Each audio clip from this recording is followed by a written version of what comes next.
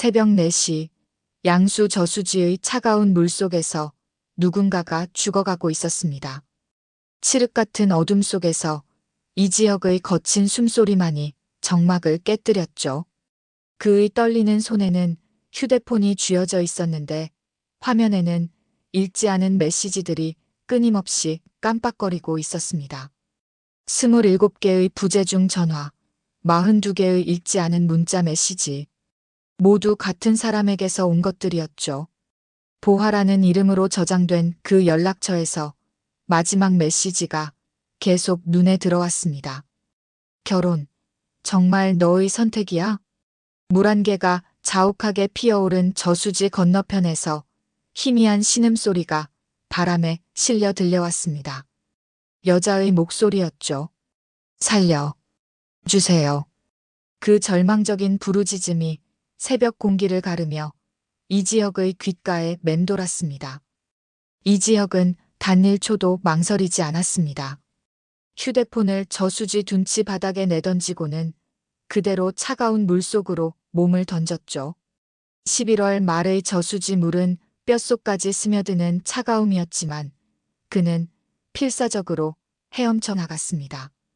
뒤엉킨 호흡, 혼탁한 물속에서 파편처럼 스치는 기억들, 그리고 점점 약해져가는 여자의 신음소리가 그의 심장을 더욱 빨리 뛰게 만들었죠.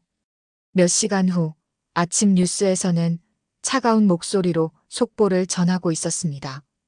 오늘 새벽 4시경 양수 저수지에서 30대 초반 남성의 시신이 발견되었다는 내용이었죠. 하지만 그 뉴스를 듣고 있는 이지혁의 얼굴은 창백했습니다. 분명히 그가 구한 것은 여자였는데 발견된 것은 남자의 시신이라니. 도대체 무슨 일이 벌어진 것일까요? 이렇게 살기 싫은데. 누구나 한 번쯤은 그런 절망적인 생각을 품어보죠. 하지만 그날 새벽 이지혁의 그 한마디 중얼거림은 단순한 넋두리가 아니었습니다. 그것은 운명의 수레바퀴를 완전히 바꿔놓는 시작점이 되었거든요. 이상철은 정년퇴직한 지 석 달이 지났지만 여전히 매일 아침 6시에 일어나 깔끔한 회색 양복을 걸쳤습니다. 거울 앞에 선 그의 모습은 여전히 반듯했지만 어깨선이 예전보다 조금 처져 있었죠. 61세의 나이에 갑작스럽게 찾아온 무직이라는 현실이 그를 조금씩 무너뜨리고 있었거든요. 부엌에서는 아내 김다정이 조심스럽게 도시락을 싸고 있었습니다. 40년 가까운 세월을 함께한 남편의 마음을 누구보다 잘 알고 있었죠. 다정은 58세의 나이에도 여전히 단정한 모습이었지만 요즘 들어 걱정으로 인한 주름이 깊어지고 있었습니다. 여보, 2달만 쉬자고 했잖아요. 다정의 목소리는 속삭임에 가까웠습니다. 남편의 자존심을 건드리지 않으려는 배려였죠. 형 부탁이니까 내가 기꺼이 2달은 빼는 거지. 이상철의 대답은 짧았지만 그 안에는 가장으로서의 무거운 책임감이 고스란히 담겨 있었습니다. 이상철은 거실 소파에 앉아 신문을 펼쳤지만 글자들이 제대로 눈에 들어오지 않았습니다. 대신 구직 광고란만 계속해서 시선이 머물렀죠. 경력직 우대, 연령 제한 없음이라는 문구들이 눈에 띄었지만 실상은 그렇지 않다는 것을 너무나 잘 알고 있었거든요. 한편 이지혁은 자신의 원룸에서 휴대폰을 내려놓고 깊은 한숨을 쉬었습니다. 화면에는 보하라는 이름으로 저장된 연락처에서 온 메시지가 계속 쌓이고 있었죠. 32세의 나이, S전자 대리라는 안정적인 직장, 완벽해 보이는 외모까지 모든 것이 갖춰진 듯 했지만 그의 마음속은 공허함으로 가득했습니다. 결혼, 정말 선배의 선택이야? 보하의 마지막 메시지는 마치 날카로운 비수처럼 이지혁의 가슴을 찔렀습니다. 대학 시절 동아리 후배였던 보하와의 추억들이 파편처럼 떠올랐죠. 그때는 모든 것이 단순했습니다. 사랑하고 사랑받고 그것만으로도 충분했거든요. 거실에서는 할머니 조옥래가 홈쇼핑을 시청하며 혼잣말을 중얼거리고 있었습니다. 나도 창업 한번 해볼란다. 88세의 고령에도 불구하고 여전히 활기찬 목소리였죠.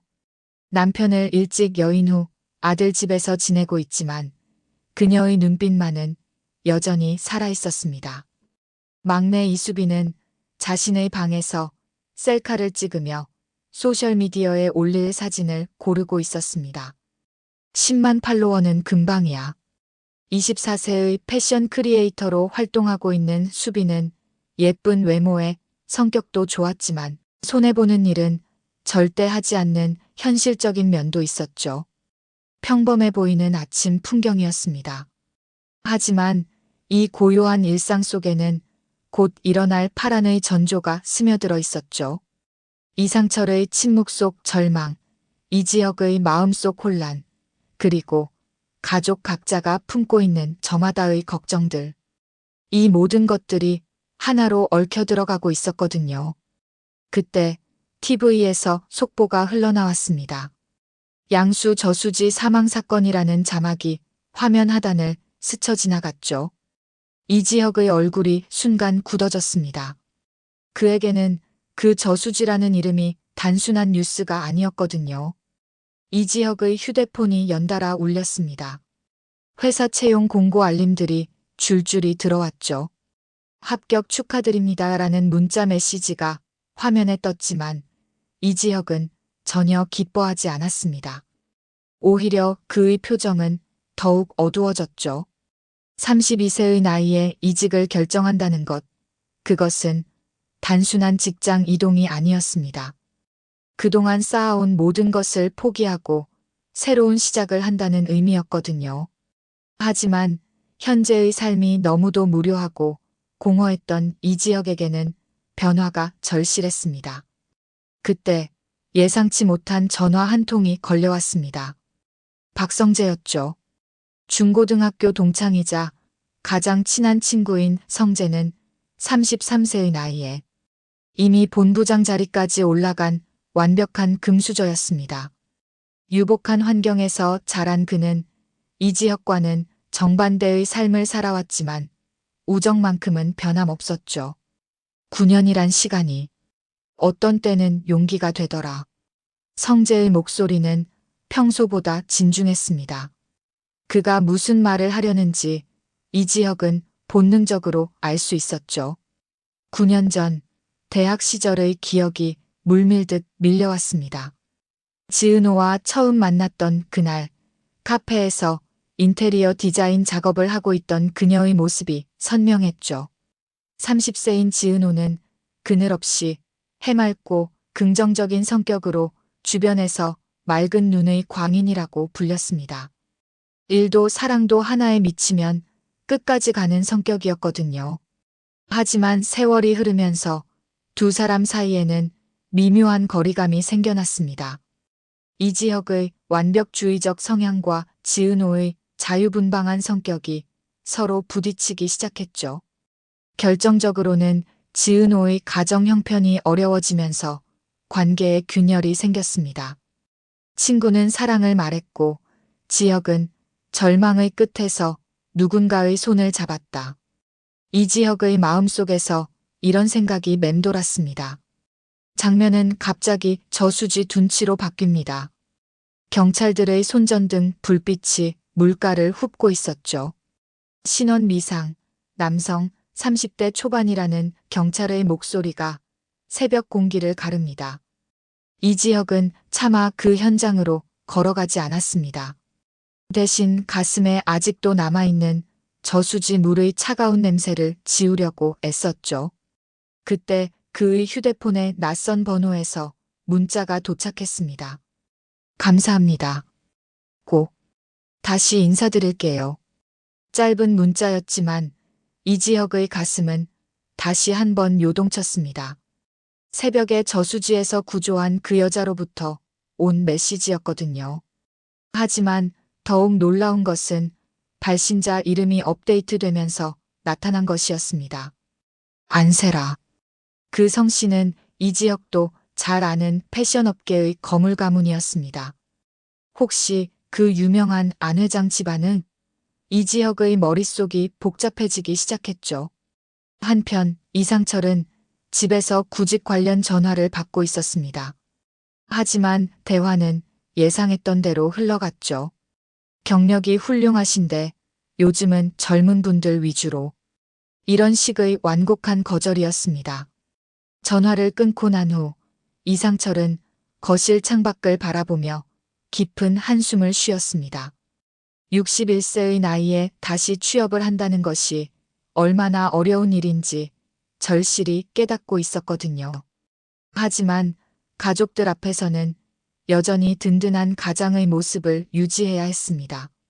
아버지, 괜찮으세요? 이지혁이 조심스럽게 물었습니다. 괜찮다. 걱정하지 마라. 이상철의 대답은 짧았지만 그 안에는 아버지로서의 책임감과 자존심이 고스란히 담겨 있었죠. 그날 밤 이지혁은 잠을 이루지 못했습니다. 안세라라는 이름, 저수지에서 발견된 시신, 그리고 보화로부터 계속 오는 메시지들. 모든 것이 복잡하게 얽혀 있었거든요. 과연 이 모든 일들이 어떻게 연결되어 있는 것일까요? 이상철은 정장을 말끔하게 차려입고 재취업 면접장에 도착했습니다. 하지만 면접관들의 시선은 차가웠죠. 경력이 훌륭하신데 요즘은? 으로 시작되는 예상했던 대화였습니다. 61세라는 나이, 정년퇴직이라는 이력, 이 모든 것들이 그에게는 불리한 조건이었거든요. 면접장을 나서는 이상철의 발걸음은 무거웠습니다. 버스 정류장 벤치에 앉아 젖은 우산을 바라보는 그의 모습은 마치 인생의 무게에 짓눌린 한 노인의 초상화 같았죠. 어깨는 축 처져 있었고 평소에 곧게 펴고 다니던 허리도 조금 구부러져 있었습니다. 집으로 돌아오는 길, 이상철의 마음은 복잡했습니다. 가족들에게 오늘 면접 결과를 어떻게 말해야 할지 고민이었거든요. 특히 아들 이지혁이 요즘 들어 이직을 고민하고 있다는 것을 알고 있었기에 더욱 부담스러웠습니다.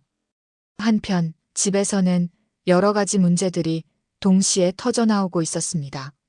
막내 이수빈은 소개팅에서 완전히 망한 이야기를 하며 투덜거리고 있었죠.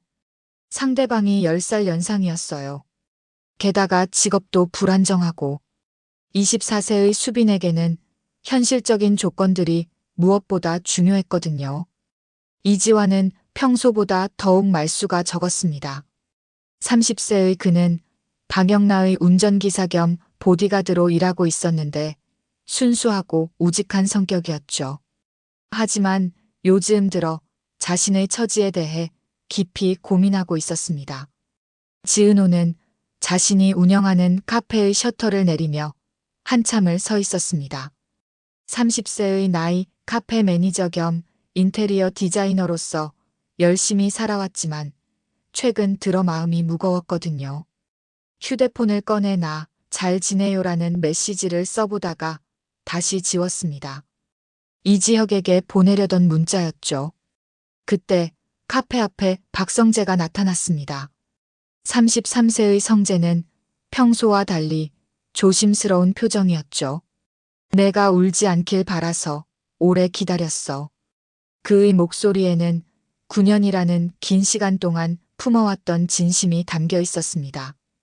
그때 성재가 지은호를 똑바로 바라보며 단도직입적으로 물었습니다.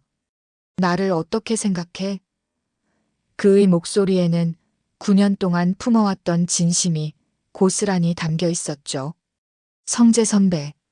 지은호의 목소리는 떨리고 있었습니다. 30세의 나이에도 여전히 성재를 선배라고 부르는 것은 그만큼 오랜 시간 함께 해온 관계였기 때문이죠. 하지만 지금은 그 익숙한 호칭마저 어색하게 느껴졌습니다. 지은호의 마음속은 복잡했습니다. 이지혁과의 9년 관계, 그리고 그 옆에서 묵묵히 자신을 지켜봐준 성재. 두 사람 모두 소중한 존재였지만 사랑의 의미는 달랐거든요. 이지혁에게는 격정적인 사랑을, 성재에게는 따뜻한 우정을 느껴왔는데 이제 성재가 그 경계를 넘나들려고 하는 것 같았습니다. 오빠는 정말 소중한 사람이에요. 하지만 지은호는 말을 끝까지 하지 못했습니다. 성재를 상처 주고 싶지도 그렇다고 거짓말을 하고 싶지도 않았거든요. 9년의 시간이 가르쳐 준 건 사랑의 모양만이 아니었어. 성재의 말은 꿈보다 현실에 가까웠습니다. 그는 더 이상 성급하지 않았죠. 오랜 기다림이 그에게 인내를 가르쳐 주었고 지은호의 복잡한 마음도 충분히 이해하고 있었거든요. 이 모든 상황을 모른 채 이지혁은 자신의 원룸에서 고민에 빠져 있었습니다. 안세라로부터 온 메시지, 어머니께서 인사드리고 싶대요라는 내용이 그를 더욱 혼란스럽게 만들었거든요. 그런 가운데 TV에서는 또 다른 뉴스가 흘러나왔습니다. 인천공항 입국장 CCTV에 포착된 한 여성의 모습이 화면에 스쳐 지나갔죠. 가방을 끌며 누군가와 통화하는 그 여성의 옆모습이 이지혁에게는 낯익었습니다. 아버지한테 들키면 안 돼. 그 여성의 입모양을 읽은 이지혁의 얼굴이 굳어졌습니다. 보화였거든요. 그녀가 돌아온 것일까요? 그렇다면 왜 지금일까요? 이지혁의 마음은 더욱 복잡해졌습니다. 안세라라는 새로운 인연, 지은호에 대한 아직 정리되지 않은 감정, 그리고 보화의 갑작스러운 귀국까지 모든 것이 한꺼번에 얽혀들어가고 있었죠. 한편 이상철은 집으로 돌아와서도 면접 결과를 가족들에게 말하지 못했습니다. 대신 내일 또 다른 곳에 가봐야겠다라고만 했죠. 김다정은 남편의 마음을 알면서도 묻지 않았습니다. 40년 가까운 결혼 생활이 가르쳐준 지혜였거든요. 그날 밤 이 가족의 각자는 저마다의 고민을 안고 잠자리에 들었습니다. 이상철은 재취업에 대한 걱정으로, 이지혁은 복잡한 인간관계로, 그리고 다른 가족들은 각자의 문제들로 말이죠. 과연 이 모든 문제들이 어떻게 해결될 수 있을까요? 방영란은 25세의 나이에도 불구하고 아직 자신만의 길을 찾지 못하고 있었습니다. 대학생인 그녀는 새어머니 고성희의 과보호 속에서 재미없는 청춘을 보내고 있었거든요. 56세의 성희는 어려서부터 가난에서 벗어나기 위해 온갖 노력을 해온 사람이었습니다. 자수성가한 사업가와의 첫 결혼은 오래가지 못했지만 이번에는 다르다고 믿고 있었죠. 영란은 화실에서 캔버스 앞에 서 있었지만 붓이 좀처럼 움직이지 않았습니다. 그녀가 정말 하고 싶은 것이 무엇인지, 어떤 그림을 그려야 할지 확신이 서지 않았거든요. 성희의 사랑이라는 이름의 과보호는 영라에게서 선택의 권리를 빼앗고 있었습니다. 그때 이지환이 화실에 들어왔습니다. 30세의 지환은 영라의 운전기사 겸 보디가드로 일하고 있었는데 평소에는 말수가 적고 눈빛이 단단한 청년이었죠. 오늘은 밖에 나가시죠. 그의 제안은 허락을 구하는 것이 아니라 단호한 초대였습니다. 영란은 지환의 제안에 놀랐습니다. 평소에 성희의 지시에만 따르던 그가 이렇게 적극적으로 나올 줄은 몰랐거든요. 어머니가 뭐라고 하실까요? 영라의 목소리에는 걱정이 스며 있었습니다. 때로는 허락을 받는 것보다 용서를 구하는 게 쉬울 때가 있어요. 지환의 말은 평소의 그답지 않게 철학적이었죠. 두 사람은 작은 갤러리를 둘러보았습니다. 골목 카페에서 커피를 마시고 비온 뒤 맑아진 하늘을 바라보았죠. 영라의 어깨가 조금씩 펴져가는 것을 지환은 조용히 지켜보고 있었습니다. 한편 이지혁은 안세라와 조용한 카페에서 마주 앉아 있었습니다. 세라의 젖은 머리카락과 손등의 생채기가 그날 새벽 저수지에서의 일을 생생하게 떠올리게 했죠. 그녀는 생각보다 차분하고 우아한 여성이었습니다. 빌려주신 생명, 제가 갚겠습니다. 세라의 목소리는 담담했지만 그 안에는 진심 어린 감사가 담겨 있었습니다.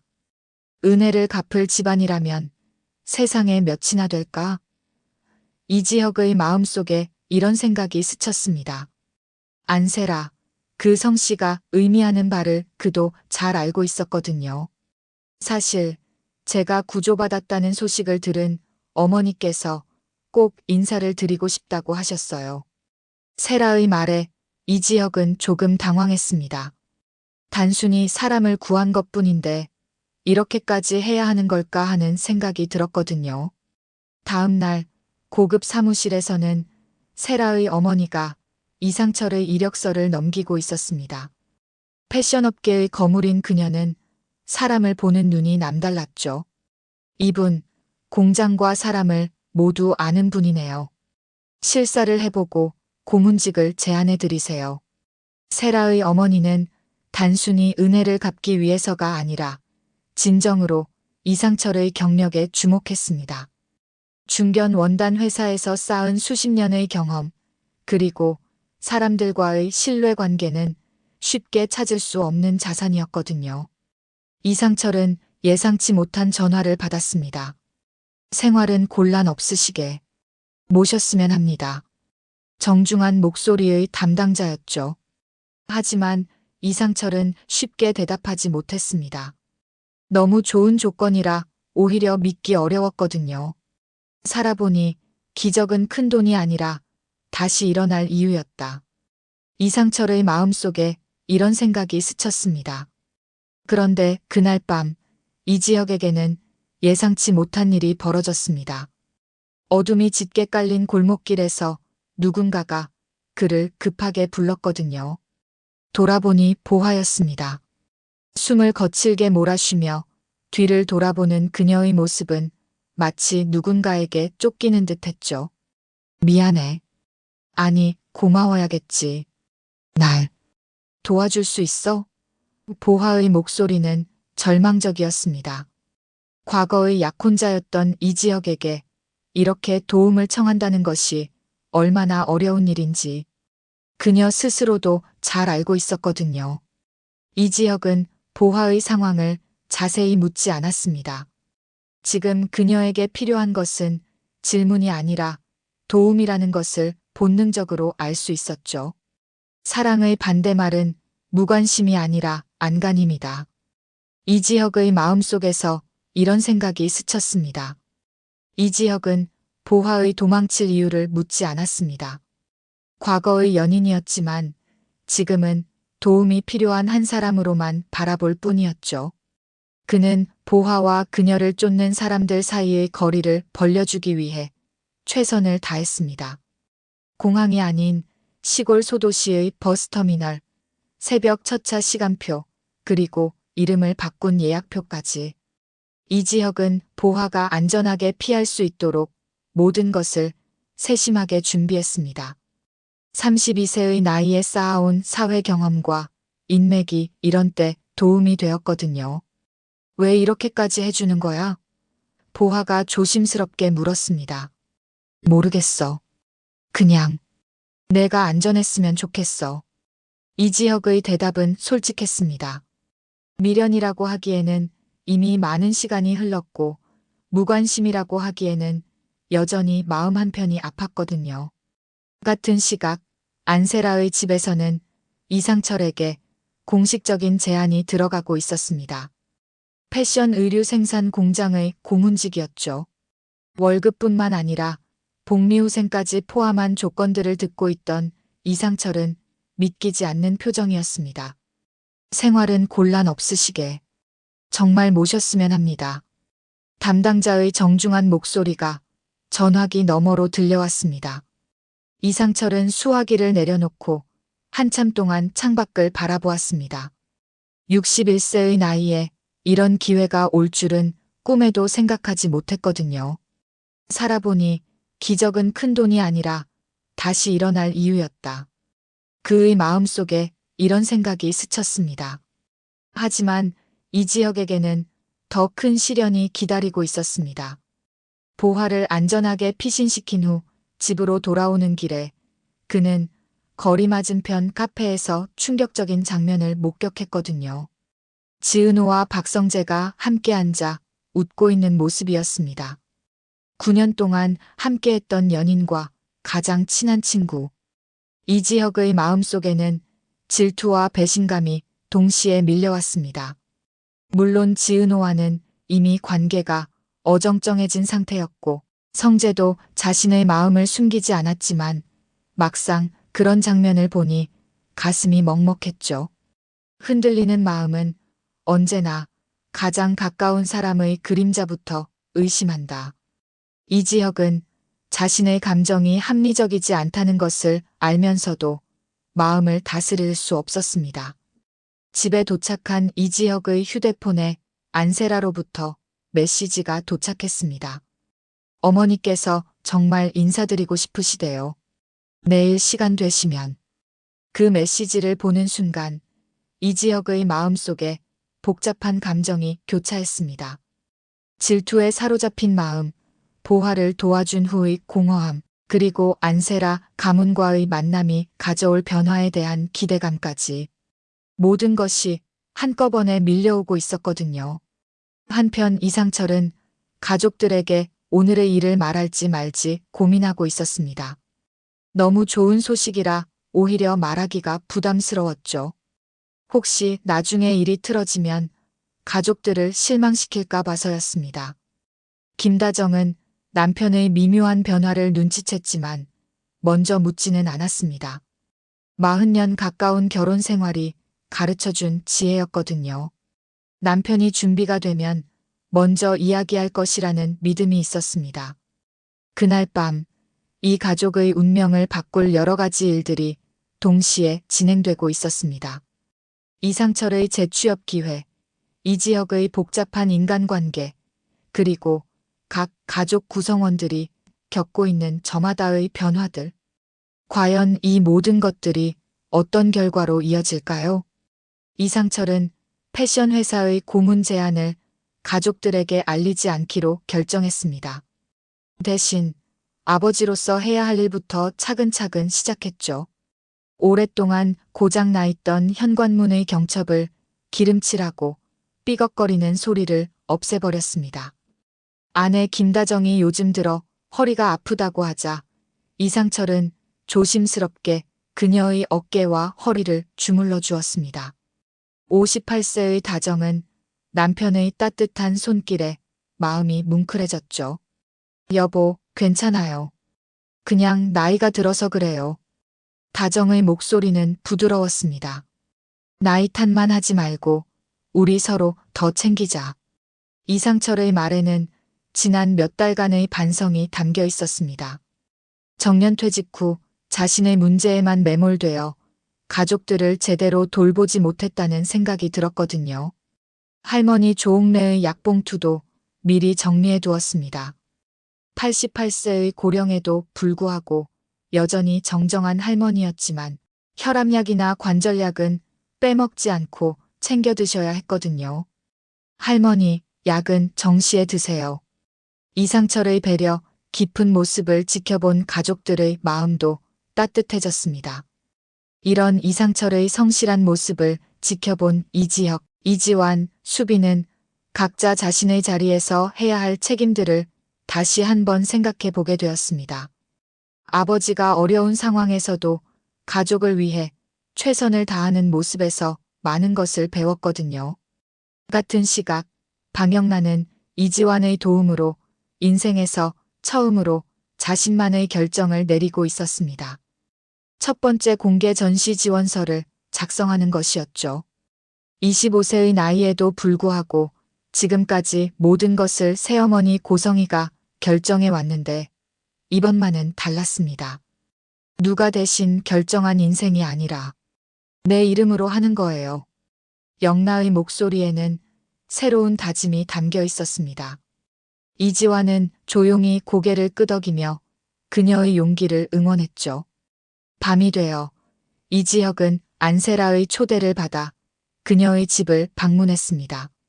화려한 응접실, 고급스러운 인테리어, 그리고 따뜻한 차 한 잔. 모든 것이 품격 있게 준비되어 있었죠. 안세라의 어머니는 생각보다 소탈하고 따뜻한 분이었습니다. 은혜는 꼭 갚아야죠. 그리고 누군가의 아버지도 다시 일어나야 하고요. 그녀의 말은 단순히 형식적인 인사가 아니었습니다. 진심으로 이지혁의 아버지를 도우려는 마음이 담겨 있었거든요. 저희가 제안드린 고문직은 정말 아버님께 필요한 자리예요. 경험과 노하우, 그리고 사람을 다루는 능력까지 모든 것을 갖춘 분이시거든요. 세라 어머니의 설명을 들으며 이지혁은 깨달았습니다. 이것은 단순한 은혜 갚기가 아니라 진정으로 아버지의 가치를 인정해주는 일이었다는 것을 말이죠. 그 말은 지혁의 마음을 정면으로 보게 했습니다. 사랑보다 선한 선택이 있다는 걸 말이에요. 이지혁은 안세라에게 진심 어린 감사를 표했습니다. 급히 결정하지 않겠습니다. 제 감정보다 아버지의 내일이 먼저니까요. 그의 말에는 성숙한 판단력이 담겨 있었습니다. 32세의 나이에 이르러서야 이지혁은 깨달았습니다. 진정한 사랑은 자신의 감정을 우선시하는 것이 아니라 소중한 사람들의 행복을 먼저 생각하는 것이라는 걸 말이죠.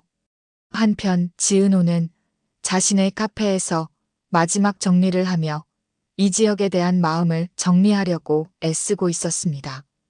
9년이라는 긴 시간, 그 안에는 너무나 많은 추억들이 담겨 있었거든요. 하지만 이제는 서로에게 상처가 되지 않는 선택을 해야 할 때였습니다.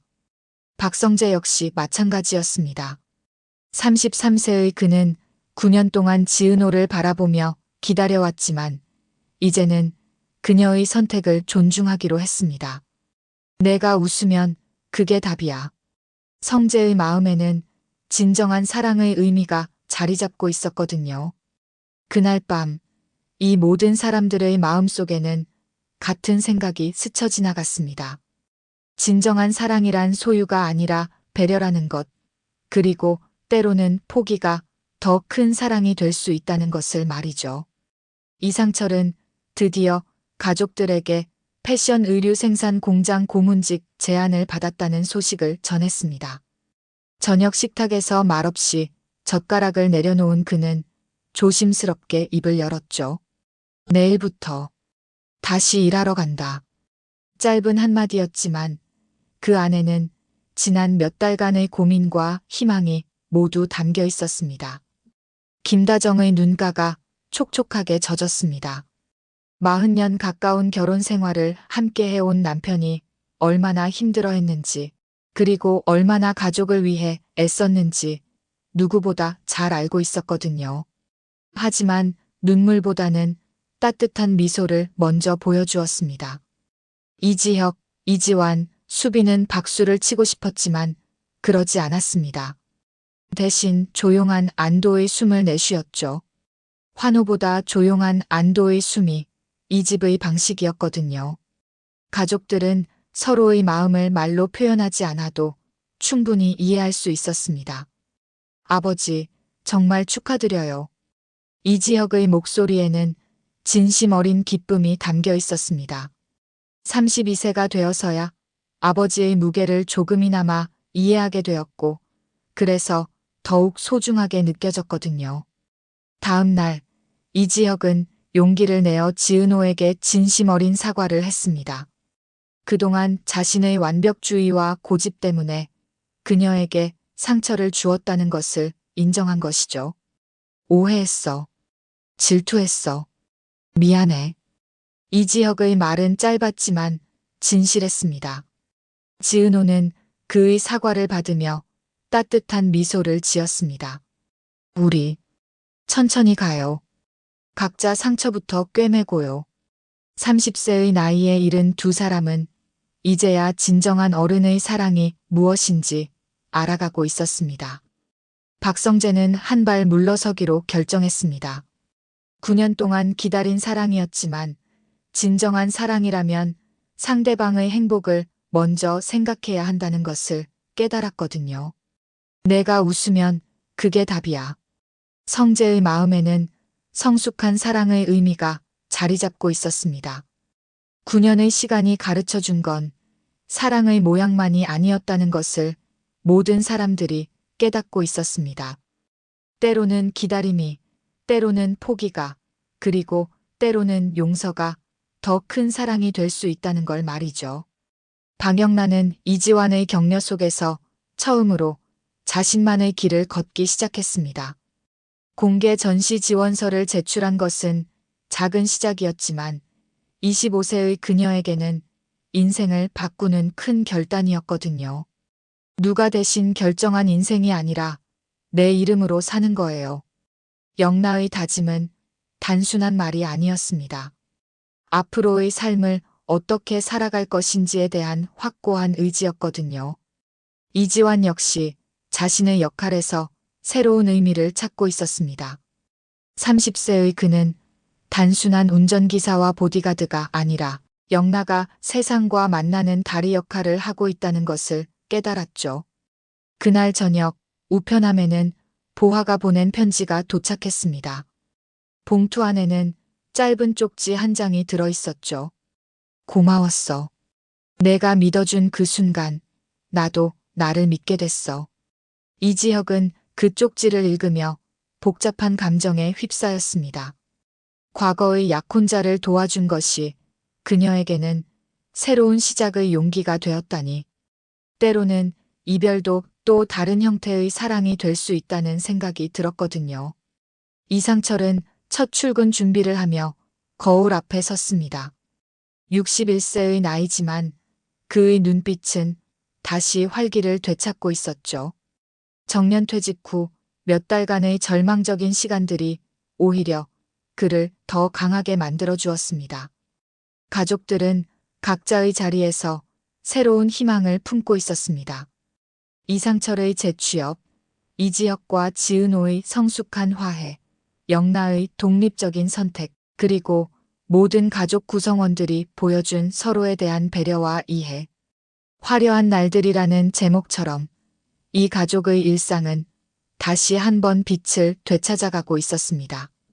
물론 완벽한 해결은 아니었지만 서로를 이해하고 배려하는 마음만 있다면 어떤 어려움도 극복할 수 있다는 희망이 생겼거든요. 평화롭게 흘러가는 듯했던 어느 날 밤 심야 뉴스에서 충격적인 속보가 흘러나왔습니다. 저수지 변사 사건의 신원이 밝혀졌다는 내용이었죠. 그 사망자는 다름 아닌 이지혁이 다니던 회사의 전 인턴 사원 오재진이었습니다. 뉴스 앵커의 차가운 목소리가 거실에 울려 퍼졌습니다. 사망자 오재진 씨는 생전에 직장 내에서 여러 가지 문제를 겪고 있었던 것으로 알려졌습니다. 이지혁은 TV 화면을 바라보며 얼어붙었습니다. 오재진. 그 이름은 그에게 결코 잊을 수 없는 기억을 떠올리게 했거든요. 몇 년 전 회사에서 일어났던 어떤 사건과 관련된 인물이었습니다. 32세의 이지혁은 완벽주의자로 알려져 있었지만 과거에는 그 완벽주의가 때로는 다른 사람들에게 상처가 되기도 했습니다. 특히 오재진과의 관계에서는 이지혁의 기억 속에서 묻어두었던 죄책감이 다시 고개를 들기 시작했죠. 그 밤 물속에 가라앉은 것이 사람만은 아니었습니다. 이지혁의 마음속에 이런 생각이 스쳤습니다. 비밀도 거짓도 누군가의 선택도 모든 것이 함께 가라앉아 있었던 것은 아닐까요? 이지혁은 그날 새벽 저수지에서 여자를 구했다고 생각했습니다. 하지만 과연 그것이 전부였을까요? 혹시 그가 모르는 또 다른 진실이 숨어 있는 것은 아닐까요? 안세라와의 만남, 아버지의 고문직 제안, 그리고 이제 밝혀진 오재진의 죽음. 이 모든 것들이 과연 우연의 일치일까요? 아니면 훨씬 더 복잡한 인과관계로 얽혀 있는 것일까요? 이상철은 새로운 직장에서의 첫 주를 마치며 집으로 돌아오고 있었습니다. 61세에 시작한 새로운 일은 생각보다 만족스러웠고 동료들도 그의 경험을 인정해주고 있었죠. 하지만 그날 밤 아들 이지혁의 표정을 보며 무언가 심상치 않다는 것을 직감했습니다. 지혁아, 무슨 일 있니? 아버지의 조심스러운 질문에도 이지혁은 제대로 대답하지 못했습니다. 어떻게 말해야 할지, 또 말해야 하는 것이 맞는지 확신이 서지 않았거든요. 한편 안세라는 자신의 집에서 어떤 전화를 받고 있었습니다. 네, 알겠습니다. 하지만 조심스럽게 접근해야 할 것 같아요. 그녀의 목소리에는 평소와 다른 긴장감이 스며 있었죠.